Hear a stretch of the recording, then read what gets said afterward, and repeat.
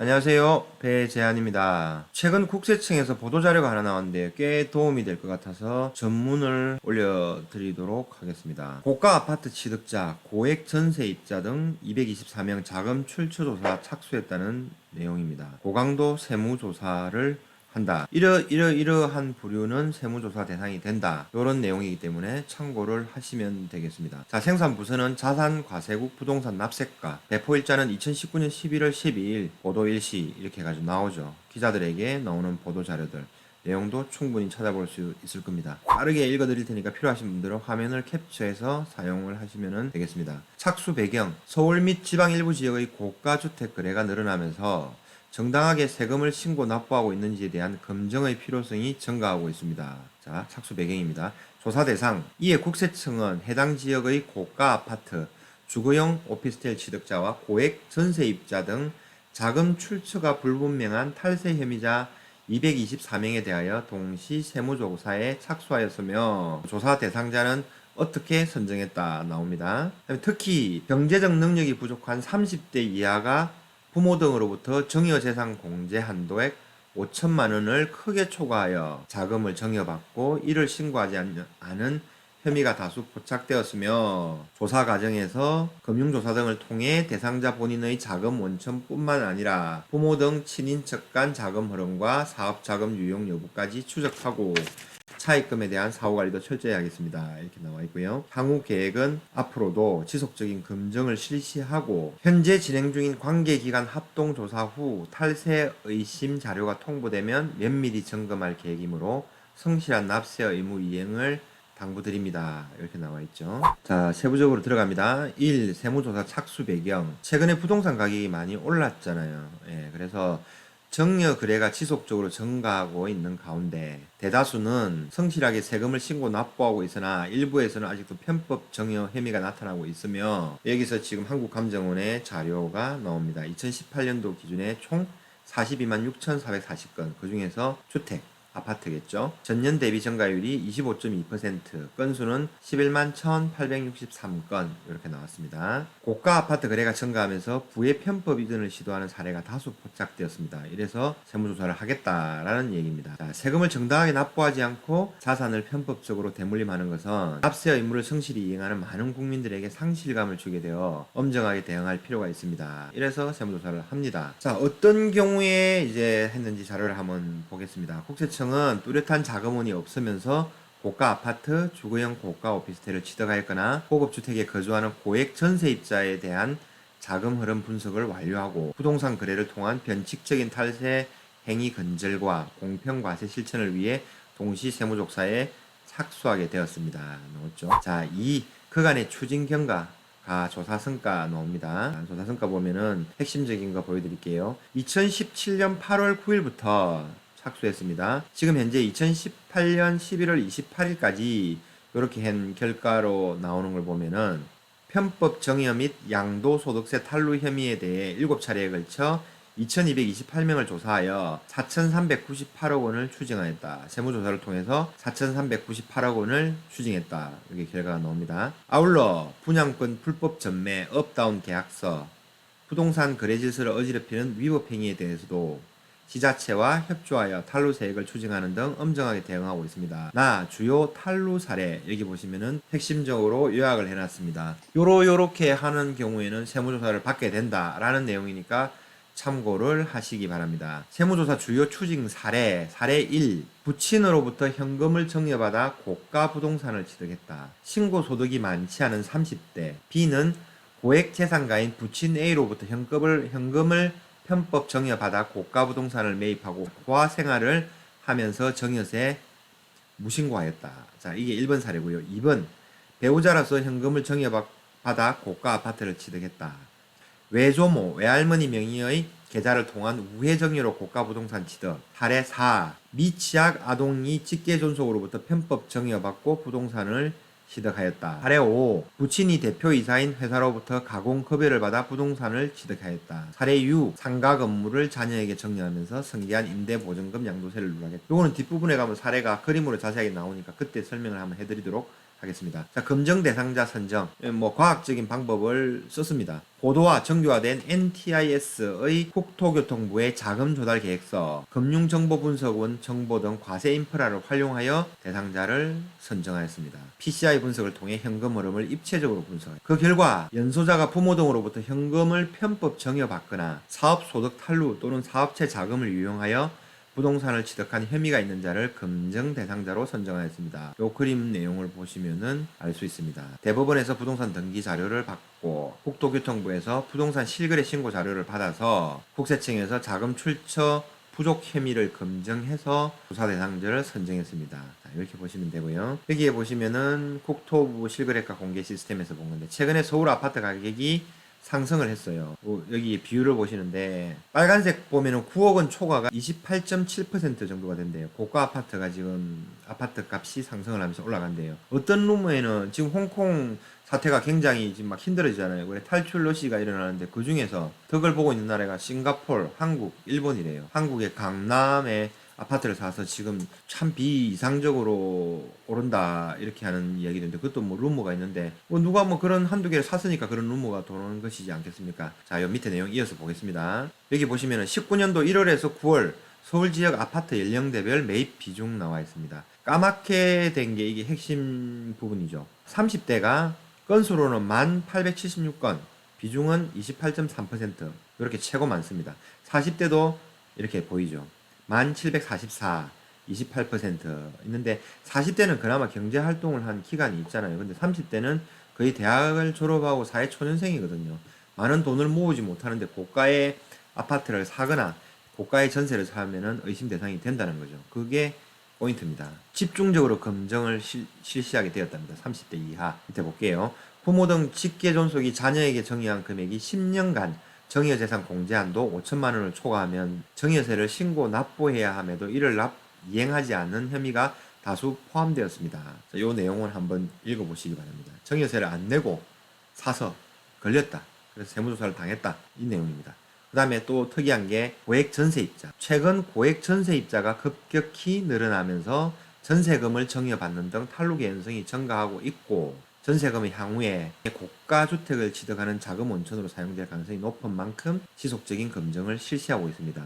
어떻게? 매년 고강도 검사를 하고 있다는 얘기입니다. 자, 밑에 보겠습니다. 전체 전세 거래 중 9억 원 이상 전세 거래 비중 2015년도에서 쫙 오죠. 2018년도 아파트 가격이 올라갔으니까 전세 가격도 올라가는 겁니다. 9억 이상 전세가 6,361건, 전체 비중에서는 1.13%의 비중을 차지하고 있습니다. 한국감정원에서 나온 자료입니다. 자, 이 사람들을 대상으로 해서 또 조금 많이 의심이 가는 사람은 과학적인 데이터를 통해서 세무조사를 했다. 이 내용입니다. 자, 밑에 볼게요. 다운 계약 등 양도소득세 탈루 돼 있죠. 실거래가로 작성해야 되는데 거래 당사자 간 서로 담합하여 업다운 계약서를 작성한 혐의가 포착되었습니다. 자, 다운 계약서를 쓰는 경우에는 양도자, 파는 사람은 양도소득세를 탈루하는 거죠. 가격을 낮춰서 파니까 이익이 작다는 거잖아요. 자, 그 다음에 취득자는 자금 출처 검증을 회피하는 수단으로 악용되지 않도록 엄정하게 검증할 예정이며, 다운 계약서를 쓰면은 산 사람이 가격을 원래 준비한 자금보다 작게 준비를 했다. 이렇게 해서 자금 출처 검증을 회피한다. 나온 거고요. 그 내용이 철저하게 관리를 하고 있다. 이 내용입니다. 자, 그 다음에 기획부동산 업체. 개발 호재 지역 주변 땅을 헐값에 사서 개발이 되는 것처럼 허위 가장 광고를 통해 고가에 팔아 서민들에게 피해를 주는 사례가 다수 나타나고 있어. 나쁜 사람들이죠. 전화 오고 뭐 어떻게 좋고 나중에 사다 보면 바다고 뭐 물이 들어오고 뭐 하여튼 그런 게 많습니다. 속으시면 안 되겠습니다. 자, 국세청은 이들 업체가 지분으로 판매하는 토지 등기 자료와 자체 수집한 현장 정보를 바탕으로 수시 세무조사를 실시하여 조기에 채권을 확보하고 이렇게 나와 있습니다. 기획부동산 업체를 단속을 하고 혐의가 나타난 것에 대해서는 조세범 처벌법에 따라 고발 조치하는 등 엄정하게 대응할 것입니다. 나와 있어요. 자, 그 다음에 네 번째, 세무조사 대상자 선정 유형, 고가 아파트 취득자 되어 있습니다. 2개 정도가 예시를 냈어요. 취업 3년차 사회초년생인데 20대 직장인이 고가 아파트를 취득했다. 부모로부터 자금을 정려받았다. 증여를 신고를 안 했다. 뭐 이런 거죠, 증여세를. 그 다음에 소득이 전혀 없는 30대 주부가 수채의 고가 아파트를 취득하면서 남편으로부터 편법 증여받고 증여세를 탈루한 혐의. 이때 고가 아파트 취득자 중에서 걸렸다. 세무조사했다 이 말입니다. 그 다음에 고가 오피스텔 아파트 말고 고가 오피스텔 있죠. 이런 경우에도 해당이 됩니다. 30대 직장인이 오피스텔 고가를 샀는데 수채를 샀답니다. 하나가 아니고 제조업법인 대표이사인 부친으로부터 자금을 증여받은 혐의. 번째, 자동차 관련 사업을 운영하는 30대가 고가의 오피스텔을 취득하였으나 신고 소득은 상대적으로 미미하여 수입을 누락한 혐의다. 이렇게 나오죠. 이게 무슨 내용이냐면은 자동차 관련 사업을 개인을 하든 법인을 하든 뭘 될 거 아니에요. 법인을 하면은 뭐 배당 소득을 받든지 아니면 급여 소득을 신고하든지 개인 사업자면은 뭐 종소세를 제대로 냈는지 뭐 이런 거를 얘기를 하는 거예요. 자, 그다음에 다 고액 전세입자, 전세입자까지 건드렸다. 근데 워낙 아파트 가격이 고가이다 보니까 이것까지 이제 건드는 모양입니다. 두 가지 케이스가 있습니다. 30대 변호사, 본인 소득은 모두 소비 지출에 사용하고 카드로 다 썼다는 얘기예요. 고액의 전세 보증금 등을 법인 대표인 부친으로부터 편법 증여받은 혐의, 이때 걸렸다. 그 다음에 뚜렷한 소득원이 없는 20대가 고가의 아파트를 취득하고 고액의 전세 아파트에 거주하는 등 사업체를 운영하는 부친으로부터 편법 증여받고 증여세를 탈루한 혐의가 걸렸다. 그래서 걸렸습니다. 자, 다음 다운 계약 등 양도소득세 탈루 혐의자. 여기도 두 가지 나와 있네요. 아파트 분양권 양도 과정에서 추가 프리미엄을 수령하였으나 최초 계약서대로 신고하여 양도소득세를 탈루한 혐의. 참 이게 발견하기 힘들 건데 잡아냈네요. 자, 이렇게 나옵니다. 이거는 무슨 말이냐면은 초창기에 그 아파트 당첨이 되거나 뭐 분양권을 사잖아요. 그럼 피가 붙어요. 피가 붙었는데 그 피 붙은 거는 제외하고 아니면 일부분 작게만 하고 그 다음에 최초 계약서대로 신고를 해서 양도소득세 많은 이윤을 남겼는데 작게 신고해서 탈루한 혐의를 잡혔다 이 말입니다. 두 번째, 꼬마 빌딩을 양도하는 과정에서 취득 계약서를 허위로 작성, 업 계약하여 양도 차익을 부당하게 축소하고 세금을 탈루한 혐의다. 이건 참 웃긴 게 취득 계약서는 최초에 취득할 때 취득세 등록세를 내는 계약서가 있는데 이거를 뭐 아주 오래된 빌딩이라서 그런가요? 취득 계약서가 없는 기간인가요? 이건 조금 납득이 안 가는데 어쨌든 요 상태에서도 걸렸답니다. 자, 요거 참고하시면 되고요. 기획부동산 업체 보시겠습니다. 텔레마케트 및 블로그를 통해 허위 가장 광고로 지분 판매하고 수수료를 허위 계상하는 등 제세 탈루한 기획부동산 업체. 허위 지출을 많이 작성을 했단 말이죠. 그 다음 개발 호재 지역으로 알려진 곳에 어쩌고 저쩌고 해서 가공 경비를 계상하는 등 제세를 탈루한 기획부동산 업체를 세무조사를 했다는 이야기입니다. 자, 5. 조사 방법. 자, 여기 조금 참고를 하셔서 보셔야 돼요. 이번 조사는 금융조사 등 자금 출처 조사를 통해 조사 대상자 본인의 자금 원천 흐름은 물론 필요시 부모 등 친인척 간의 자금 흐름과 사업 자금 유용 여부까지 면밀히 추적할 계획이며 나왔잖아요. 제가 알고 있는 상식으로는 자금 추적을 할 때 직계로 8촌인가까지 계좌를 뒤지고 외가 쪽 와이프 쪽 있죠. 이쪽은 6촌 정도까지는 뒤진다고 뭐 얘기를 들은 적이 있어요. 그 다음에 사업자금, 뭐 법인 뭐 이런 거 있잖아요. 요거까지 다 뒤진다는 얘기입니다. 그 다음에 조세 전문가의 조력을 받아 날로 신흥화되는 계획된 변칙 정의에 대해서는 자금 조성 과정에 대한 금융조사를 실시하고 그 다음에 사업체까지 조사 대상을 확대하는 한편 사후 관리도 철저히 하겠다. 한번 걸리면 죽을 때까지 보겠다는 얘기입니다. 특히 조사 과정에서 사기, 그 밖의 부정한 방법으로 탈세한 사실이 확인되는 경우 고발하는 등 법과 원칙에 따라 엄중 조치하겠습니다. 이런 건 엄중 조치해야 되죠. 6. 향후 계획 나오고 있습니다.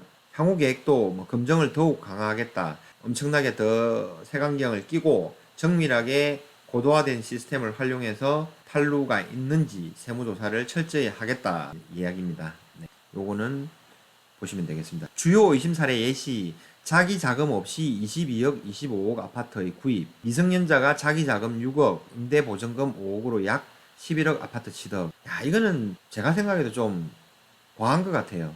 어쨌든 서민들에 해당되는 얘기는 아닌 것 같습니다. 서울 사람들 얘기인 것 같아요. 그 중에서도 부유한 사람들.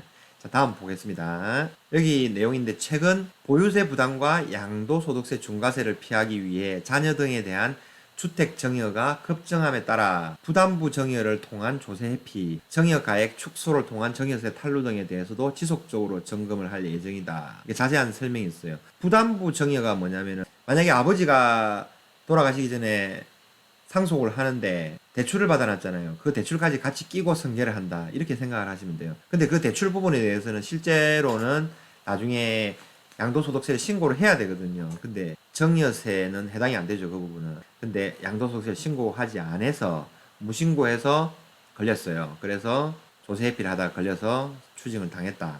요런 얘기입니다.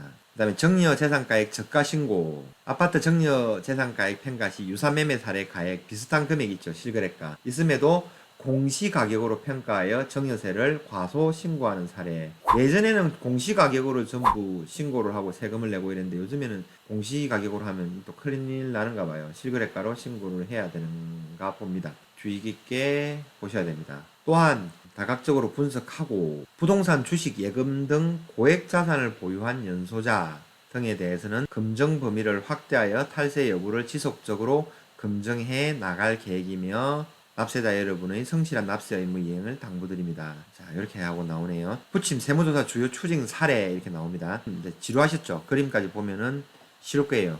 사례 1. 여기 아버지가 있어요. 자녀가 있어요. 현금을 줘요. 부동산을 취득했어요. 근데 이 돈을 가지고 현금을 가지고 고가의 차량을 샀어요. 타치품을 또 쓰고 움직여요. 카드 사용을 많이 하겠죠. 자랑하고 다니고 하면서 직방으로 걸린 겁니다. 이수도 조용히 티 안 내고 검소하게 겸손하게 살아야 됩니다. B는 5개년 총 소득이 몇 천만 원에 불과함에도 소득의 몇십 배에 달하는 부동산을 취득하여 자금 출처 조사 대상에 선정함 돼 있고, 동일 기간에 여러 건의 고가 부동산 취득, 고급 성용 차량 구입, 신용카드 사용 등 자금 운용액이 수십억 원에 달함. 이렇게 읽으면 되겠죠. 땡땡에 달함. 신용카드 있다고 막 남발해서 사용하면 골로 갑니다. 그 다음에 자금 출처 확인 결과 부동산 임대업자인 부친 A로부터 몇억 원을 현금 정여받아 부동산 매입한 거로 확인. 조치. 부동산 취득 자금에 대한 정여세 몇억 원 추징. 사례 2번입니다. 이런 경우에도 바로 쉽게 보여주는 겁니다. 유명한 방송 연예인이 있어요. 배우자 B씨는 직업이 없습니다.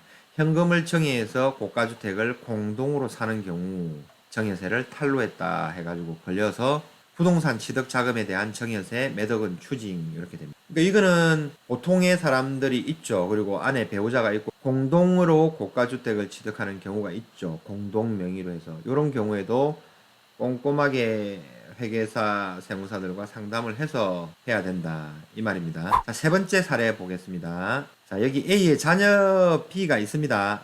건설업자 A가 아빠입니다. B는 외조모. 이 여자 A의 아빠인 건설업자 A가 장모님한테 현금으로 돈을 입금을 합니다. 그 돈을 현금을 막 뺍니다. 현금 인출 후에 현법 정의합니다. 자녀 B가 그거를 또 통장에 계좌 입금을 합니다. 그 돈을 합쳐가지고 고가주택 및 토지를 취득했습니다. 누가 봐도 걸릴 것 같은데 걸렸어요. 돈이 워낙 많은가 봅니다. 자, 결과는 조치는 어떻게 했냐. 부동산 취득자금 변칙 정여분에 대한 정여세 몇억 원 추징. 자, 이렇게 나왔습니다. 사례 4 또 보시겠습니다. 미취학 아동, 유치원도 안 된 아동이란 유치원에 다니는 정도의 아동 아니면 그보다 작은 아이란 얘기죠. 자, 부친 A가 현금을 정여를 했습니다. 그 다음에 할아버지가 또 현금을 정여를 했습니다. 이 돈을 합쳐가지고 주택을 두 채를 취득을 했습니다. 키가 찰 노릇입니다. 자, 요렇게 해서 조치 사항은 주택 취득 자금 및 편법 정여받은 임대 보증금에 대한 정여세 몇억 원 추징 이렇게 나옵니다. 사례 5번 자녀 B가 있습니다. 법인 대표 A가 아빠입니다. 아빠가 급여 지급 현금 정여 일을 안 했는데 가상으로 잡은 거죠. 편법 정여를 한 겁니다. 그래서 고가주택 및 토지를 취득했습니다. 20대 사회 초년생 B는 근로소득 이외에 타 소득이 없음에도 고액의 부동산을 취득하여 조사 대상에 선정되었다. 실제 근무 없이 급여를 수령하였고 부동산 취득 당시 부모로부터 받은 현금에 대해 실제보다 적게 정여세 신고한 것으로 확인되었다. 조치는 정여분에 대해 정여세, 가공경비에 대한 법인세, 가공급여에 대한 소득세 몇억 원 추징 이렇게 당한 겁니다. 조심하셔야 됩니다. 사례 6. 자녀 B가 여기 있습니다. 상가 건물을 부담보 정여합니다. 보증금을 승계까지 합니다. 채무라든지 보증금 있죠. 전세 얼마에 누가 뭐 들어있는 거 그거를 승계하는 경우에 해당이 됩니다. 하고 이 부분에서 이거는 정여세가 누락이 된 게 아니라 부담부 정여. 전세금 뭐 5억이 있었다. 그죠? 아니면 대출 5억이 있었다. 이거를 빼고 승계를 해버린 거거든요. 근데 이거 부담부 증여 부분의 채무에 대해서는 양도소득세를 신고를 해야 됩니다. 그거를 룰하겠다는 얘기입니다. 이 부분은 놓칠 수가 있으니까 한 번씩 체크를 해보시기 바랍니다. 항상 상속을 하거나 증여를 하기 전에 전문 회계사하고 상담을 하는 게 필요하겠습니다. 자, 요거는 보시면 A는 B의 임대보증금 채무승계분에 대한 양도소득세 신고 누락. 채무라도 이 부분이 어느 정도 지금 실거래가 기준에서 옛날에 비해서는 많이 상승했을 거 아닙니까? 그 부분에 대해서 차익이 난 거를 신고를 해야 됩니다. 그래서 상가 보증금 채무에 대한 양도소득세 몇 천만 원 추징 이렇게 나오죠. 추징하면은 이거를 몇 년도 신고해가지고 뭐 안 한 거 이거 횟수를 따지고 뭐 누진세를 붙이고 뭐 용어가 맞는지는 모르겠는데 그런 식으로 해가 추징을 합니다. 자, 오늘 여기까지 해서 최근에 국세청에서 세무조사 대상으로 삼은 이런 부분들을 한번 둘러봤습니다. 이 필요하신 분들은 자료를 캡처를 해서 사용을 하시면 되겠습니다. 감사합니다. 항상 행복한 일들만 가득하길 바라겠습니다.